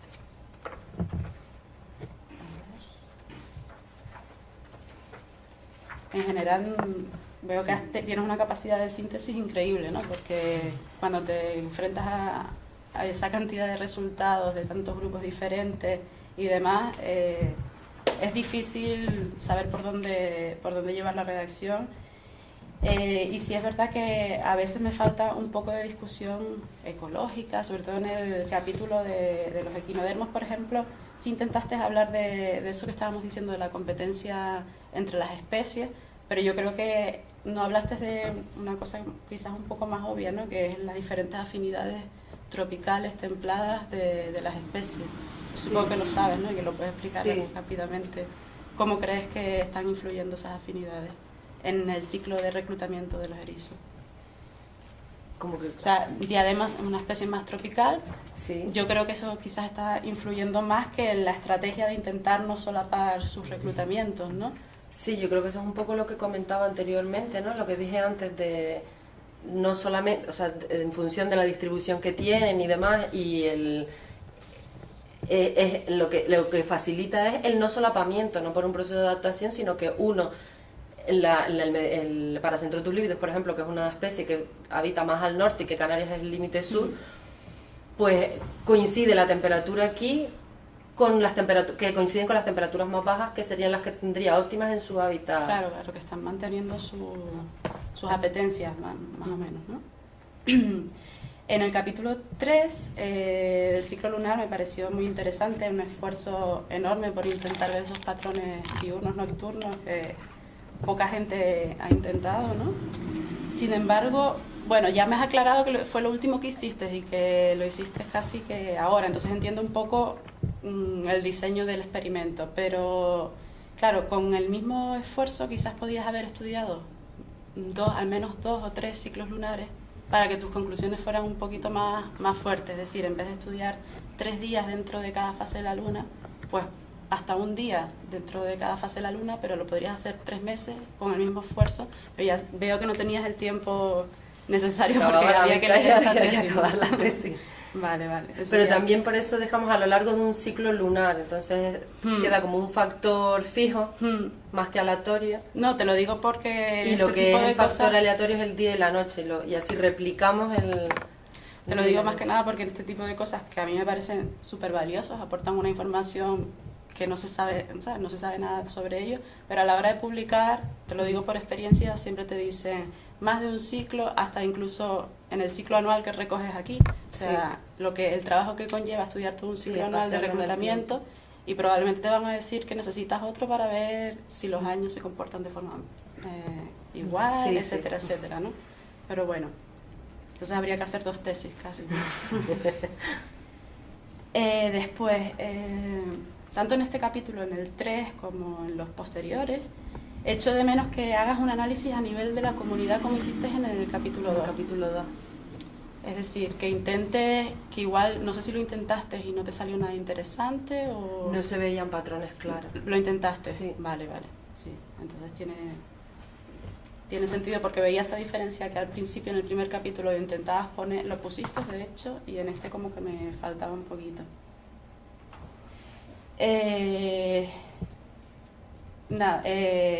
Lo que te comenté antes, de que la capacidad de síntesis que tienes en los resultados me gusta mucho, pero que tengas cuidado con algunos detalles, porque no te voy a entrar en muchos detalles, si quieres los vemos después. Hay veces que la interpretación de las ANOVA no se hace de forma lo rigurosa que tendría que ser. Hay veces que hablas de... por ejemplo, aquí tengo apuntado en la página 118, si quieres después te doy los detalles, tampoco hace falta que lo busques. Por el texto dices que se colectaron más crustáceos durante la noche que durante el día, ¿no? Pero después vas a la tabla de ANOVA y ves que realmente lo que te da significativo es la interacción a mayor nivel de variación, día, dentro del mes, por día y noche. Entonces, te habla de que no es un patrón general de variación entre día y noche, sino que depende del día que estudias dentro de cada fase lunar, ¿no? Un poquito de cuidadito con esas cosas a la hora de... como que deberías de intentar pulirlo un poquito para publicarlo, ¿no? También un par de gazapillos que hay por ahí me quedaron súper claros en la exposición, que no te lo he dicho, pero está estupenda. Al principio me gustó mucho toda la introducción que hablabas de diferencias de asentamiento, reclutamiento, pero hubo un punto que dije, a ver, pero ¿y ella cómo lo define, no? Porque hay un montón, y aquí me lo has dejado claro, ¿no? Defines como el conjunto de fases poslarvarias y juveniles, el reclutamiento, pero en alguna parte en el manuscrito hablas de que el reclutamiento incluye fases larvarias. Seguramente es un gazapo. Es un gazapo. Vale, pero me lo dejaste aquí también claro, o sea que... a ver qué más tenemos por aquí. Si intentaste hacer algún tipo de correlación entre los patrones de temperatura con los patrones de reclutamiento, tanto de equinodermos como crustáceos. No, correlación. O sea, simplemente lo utilizaste para describir los picos y demás.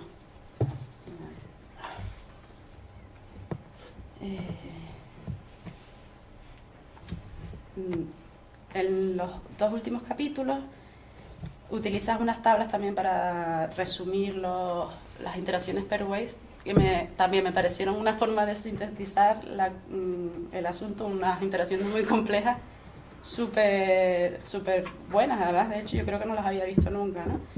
Porque al final tampoco estamos tan interesados en ver qué mes, ¿no? Es el que nos da la diferencia, tal, sino me gusta porque intentas ir un poco a la generalidad, ¿no? Y en ese sentido creo que has puesto la información concisa, pero la necesaria, ¿no? A ver si tenía algo más por aquí que no me hayan comentado ya. Bueno, me uno a lo que decía Rogelio de la falta de ilustraciones. Yo también lo eché de menos un montón. A lo mejor no todas, porque supongo que se haría un libro, tendrías unos anexos enormes, pero sí me quedé con ganas de ver, porque seguro que tendrías imágenes preciosas de una cantidad de Lamentablemente no tengo un buen equipo que me permita sacar fotografías de... Vale, de una buena razón. De individuo. Se notaba que faltaba... Y no quería poner imágenes de internet en una tesis. Pero no tengo buenas imágenes. Pues por mi parte nada más, reiterar las felicitaciones a ti, a los directores y muy bien. Muy bien, gracias Sabina. Doctor González Ramos. Yo también me sumo a las felicitaciones por razones obvias, ¿no? A ti, a tus directores, a la familia, ¿no? Que este tipo de trabajo generalmente pues conllevan después un esfuerzo por parte de ellos también que no queda reflejado en la presentación. Bueno, tu tesis, pues obviamente, al igual que todo, me he quedado realmente sorprendido, está muy bien redactada, ilustrada, presentada. Me sorprendió que pusieras una parte en español. Lo primero que me vino a la cabeza fue, ¿y por qué no lo hace todo en inglés? Y después lo que me hice fue la contrapregunta, ¿y por qué? Si estamos en España y realmente es una tesis en castellano, tenemos que escribirla en inglés por una cuestión. Entiendo, por ejemplo, que es más cómodo para ti a efectos de presentar una publicación, con lo cual yo creo que has llegado al método realmente perfecto, que es redactar la introducción y lo que serían los objetivos en castellano y después preparar lo que es el set de artículos en inglés, que también puede facilitar lo que es la lectura, pero yo creo que siempre debería también figurar por lo menos una parte en castellano, ya que estamos en una universidad española, ¿no? Muchos ingleses y franceses no los veo redactando una parte en castellano porque sí. Bueno, la metodología estadística, el trabajo de laboratorio, quizás con todas las actualizaciones que te ha hecho compañera, pues efectivamente también pues, me ha encantado, ¿no? Y los resultados de la discusión pues, son realmente fascinantes, ¿no? Algunas de las preguntas que te quería hacer pues ya prácticamente pues, han surgido aquí, ¿no? Quizás he hecho en falta, por ejemplo, algunas cuestiones que tienen que ver, por ejemplo, con la elección de otro punto de muestreo ajeno totalmente a los que están utilizando generalmente siempre en el sector sureste de la isla, ¿no? Sabes que la isla tiene un efecto bastante indeterminado, el sector norte no tiene absolutamente nada que ver con el sur, con lo cual quizás el patrón de asentamiento sea distinto en un caso o en el otro. Sería una cosa a analizar, ¿no? Ver, por ejemplo, cómo se comporta el mismo tipo de modelo que estás aplicando en un sector, por ejemplo, al norte de la isla y si realmente los resultados son iguales. Quizás he hecho en falta también, como comentaba también una de las vocales, un estudio de comparación del efecto que tiene el uso de material sintético en tu entorno. Te lo digo porque, por ejemplo, un cebadal natural de noche respira.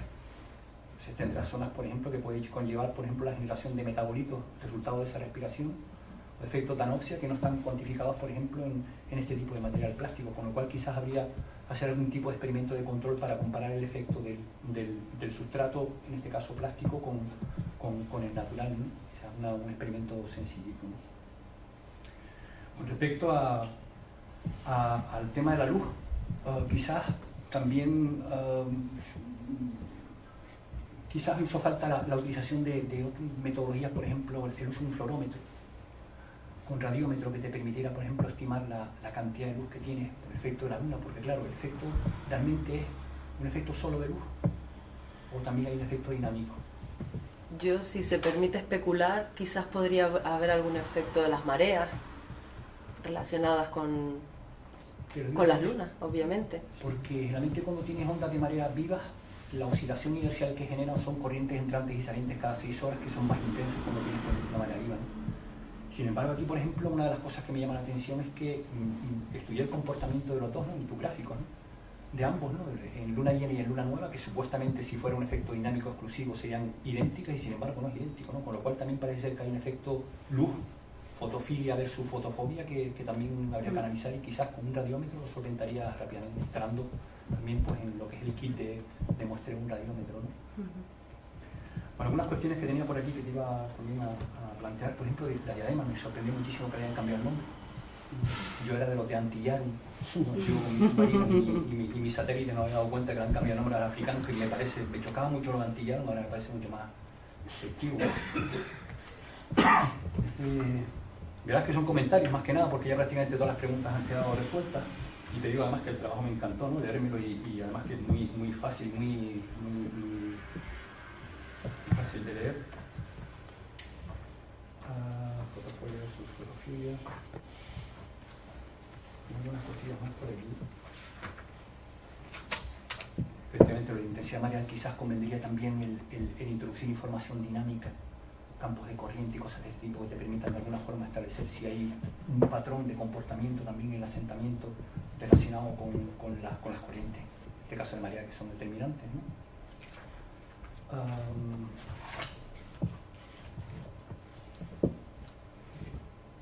Me sorprendió también la cuestión que se estaba comentando aquí ahora de los erizos, solapamiento que no hay, ¿no? Entre paracentrotos, por ejemplo, y diadema, ¿no? Y me llamó la atención lo que acaba de decir el presidente también, de que quizás en las islas orientales sí que tengas un segundo reclutamiento que no tienes en la oriental, con lo cual tenemos un efecto térmico que puedes de alguna forma analizar en el futuro con los cambios a los que estamos ahora mismo asistiendo, ¿no? Si realmente estamos ante un calentamiento o un enfriamiento. Yo realmente con esta tesis lo que pretendía era abrir como una línea, ¿no? De que Los organismos no solo son pequeños y planctónicos y luego ya son grandes y se comen o se ven buceando, sino que hay una fase intermedia que es súper desconocida y quedan un montón de cosas por hacer. O sea, ver todo lo que es la quimiorrecepción, qué es lo que determina que se asiente, que no se asiente, ver patrones con temperaturas, creo que quedan cantidad de cosas por hacer, sin ninguna duda. Que además me encantaría hacerlas, pero... La quimiorecepción tiene que ver precisamente con lo que te digo del sustrato. Claro, por eso digo.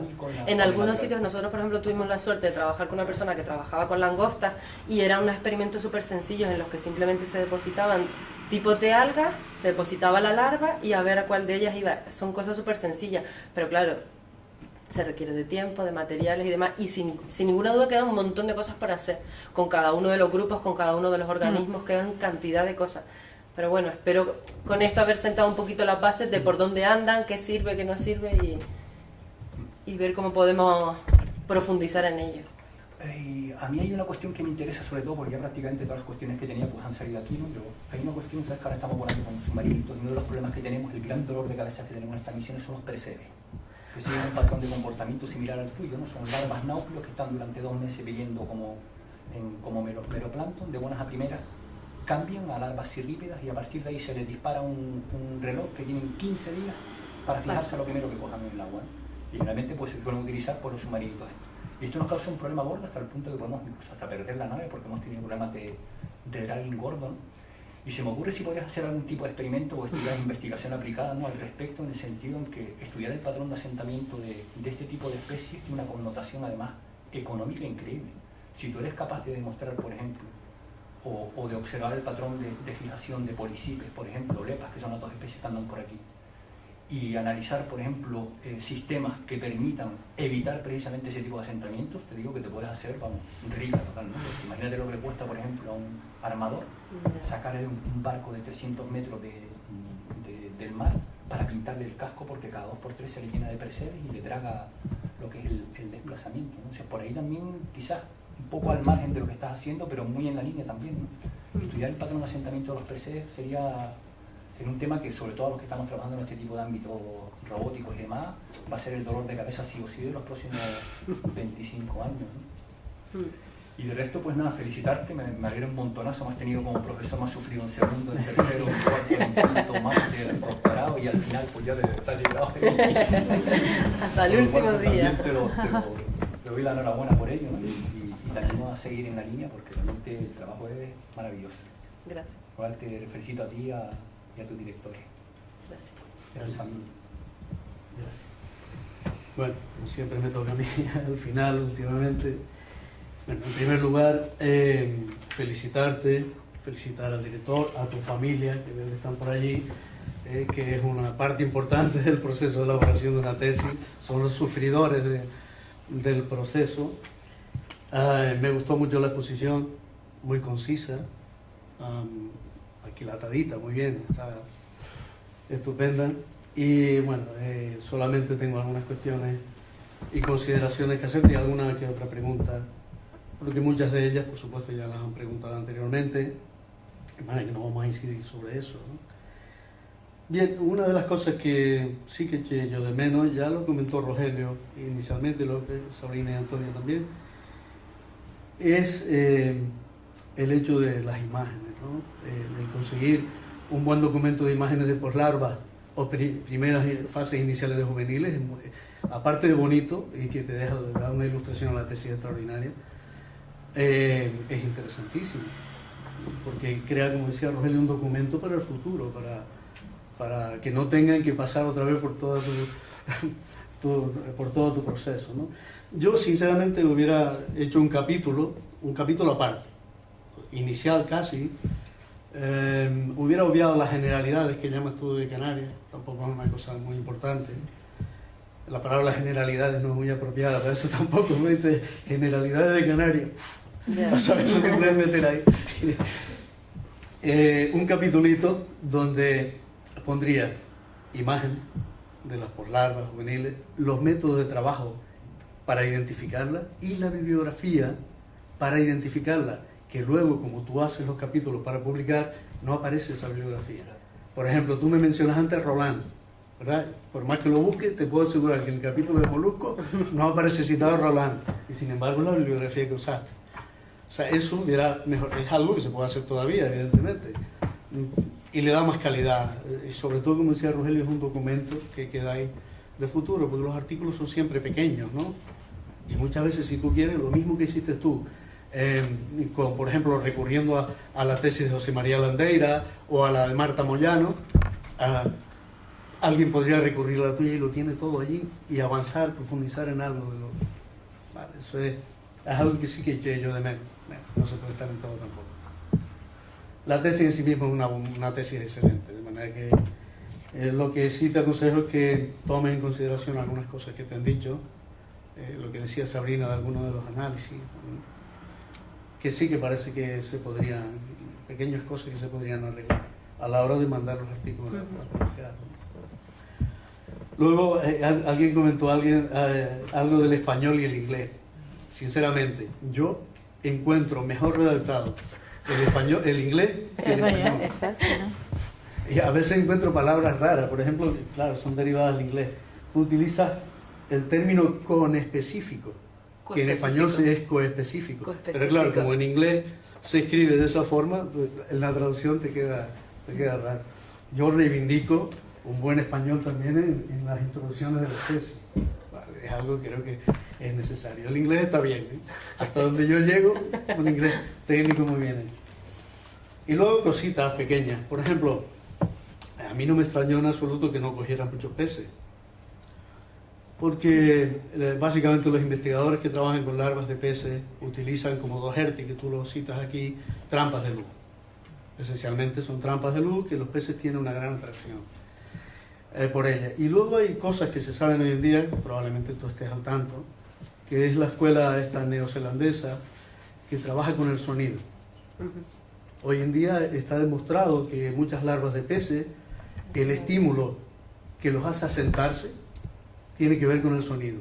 Y se ha demostrado que hay larvas de determinadas especies que discriminan, parece mentira, pero es así, discriminan entre el sonido que hacen los erizos al raspar, lo oyen perfectamente, discriminan entre eso y el sonido que producen las olas al batir en la costa. Y eso les hace acertar de una manera importante a la hora de asentarse. Igual que otros organismos utilizan estímulos químicos emitidos por los adultos, para los peces parece ser que el sonido es más importante que los estímulos químicos. De manera que eso es algo para el futuro, para trabajar. La gente esta que trabaja en ¿cómo se llama? Leigh Marine Laboratory de Nueva Zelanda, tiene una línea de trabajo importantísima en esa temática. Y es muy, muy interesante. Puede uno traducir, como decía Antonio antes, aplicaciones del futuro. Por ejemplo, tú tienes una técnica de cultivo y quieres que se te asienten rápido los bichos y los puedes inducir al asentamiento mediante con los sonidos. Cosas muy interesantes desde el punto de vista incluso pesquero. Sí, sin duda esto tiene un montón de aplicaciones pesqueras, o sea, de lo que somos, de gestión de recursos, cantidad. Pues es algo muy interesante lo que hay que trabajar. Igualmente yo recomendaría lo de las trampas de luz también. Fernando seguro que ya pensaba en eso. Los chicos de Alicante, por ejemplo, las usan mucho. Yo Baile, Pablo y demás trabajan con trampas de luz. Es trabajoso, ¿no? Y estar ahí por la noche, igual que en tu caso. Pero sí que creo que da unos resultados estupendos. Si no interfieren los anfípodos, porque se te llena todo de anfípodos. Es una cosa tremenda. Bueno, la luz también de la... Sí. Bueno, luego alguna cosa en el capítulo de peces, sí que en el apartadito de los pocos peces que encuentro, sí hay algo que probablemente yo creo que no está bien identificado. Ya sé que es difícil, son por larvas y organismos pequeñitos. Tú mencionas que hay Okeatogenes cadenati en las algas, en la estructura de algas. Pero curiosamente no aparecen cuando lo colocas en Phanerogamas, sin embargo es una especie propia de las Phanerogamas. No sé si es una cosa extraña o bien algo de la identificación. Yo te recomiendo buscar una espina que tiene Okeatogenes en el opérculo que va por debajo, e incluso no sé si estará formada con los bichos que tú tienes, probablemente sí, y llega a asomar incluso una puntita por atrás. Es la manera de asegurarse que sea Okeatogenes. Porque tienes otros organismos ahí de géneros que tú no has encontrado, pero son comunes, crípticos, muy crípticos también, como por ejemplo Apletódono y Plecogaster. Viven en los mismos ambientes, en la roca esencialmente. Entonces es probable que haya habido algún tipo de confusión en la identificación. Son cosas de menor importancia porque tampoco aportan nada en el cálculo realmente, ¿no? O sea, Sí, en el estudio anual también cayeron peces, pero el número sí, que es un poco significativo. era... Sí. No son las trampas ideales para ese tipo de organismos, ¿no? Tengo algunas cosillas más por aquí. Sí hay una cosa que debes corregir. Entonces, es importante. Cuando tú hablas de Diadema africanum, no citas el trabajo de Rodríguez y compañía, y le atribuyes la descripción a Lesio, en un apartado de la tesis, un poco más o menos. Dice, Diadema africanum, según la distribución de Lesios de... No, Lesio no ha hecho la distribución de Diadema africanum.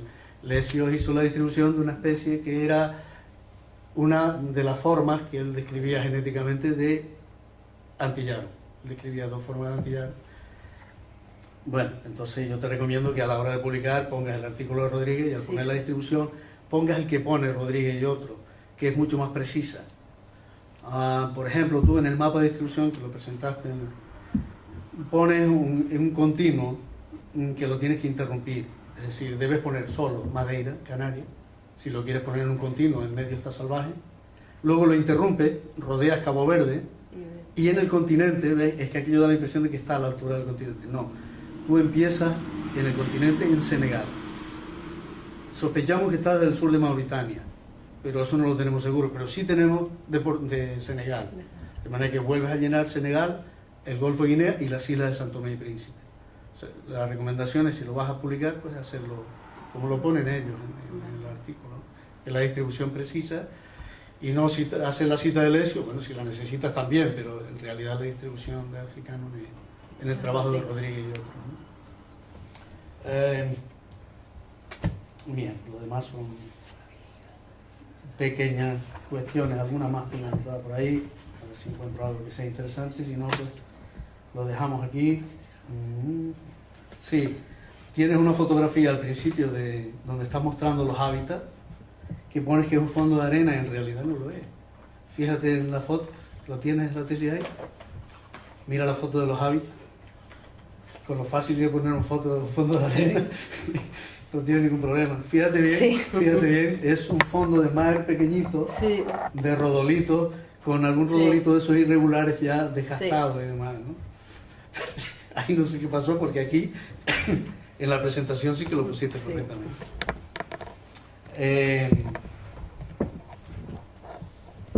Bueno, yo creo que nada más con esto. De hecho, algunas de las demás que tenía anotadas básicamente están ya contestadas y te las han preguntado los compañeros.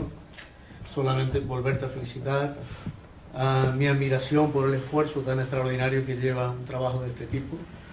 Vuelvo a felicitar a tu familia de nuevo, que son los sufridores, los paganos de toda la historia, aparte de la beca del Cabildo, y a Fernando, que está presente, y a Ricardo por la dirección, un trabajo bien estructurado, bien hecho, y que tú lo has resuelto estupendamente, ¿no? Y ahora con esto, si algún doctor presente en la sala quiere preguntarle algo a la doctoranda, este es el único momento que les voy a dar, la única oportunidad.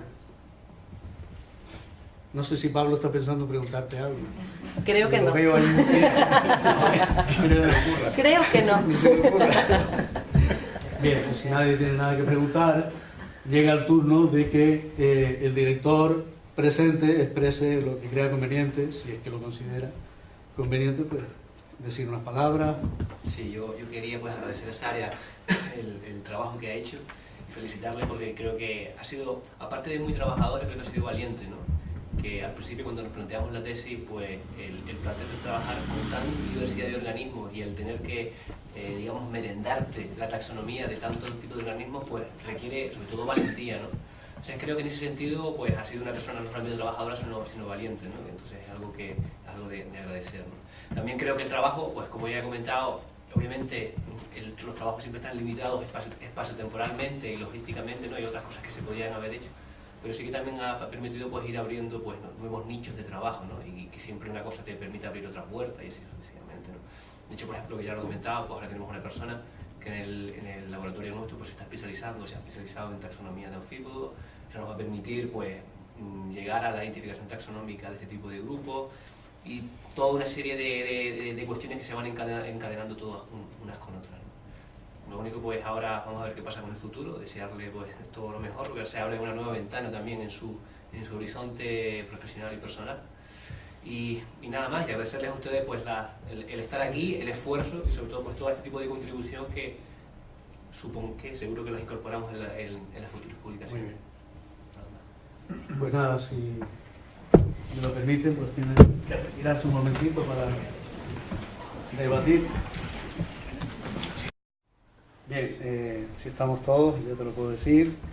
El tribunal en una primera sesión te dio la calificación de apto, como es preceptivo en la Universidad de Las Palmas de Gran Canaria, y en una segunda sesión te concedió el cum laude por unanimidad. Muchas gracias. Muy bien, felicidades.